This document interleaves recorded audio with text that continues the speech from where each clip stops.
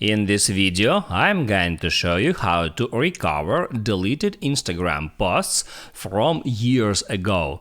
That is quite simple and easy to do, so let's begin.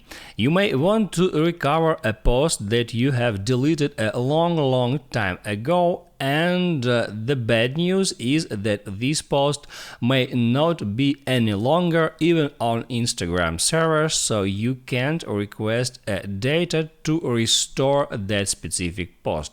But even in that situation, you can try to restore a photo from that post, and now let me show you a simple trick how you can do that.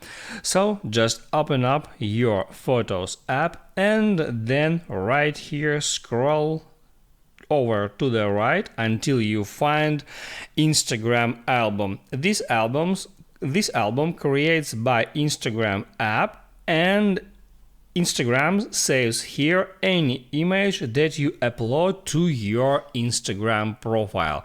So I have just uploaded that picture and it saves right here. So you have to find that album at your Photos application, and there you can go through your photos and maybe you can find the old photo that you posted to your Instagram account years ago, and from here you can restore that picture. If this video helped you out, don't forget to like and subscribe.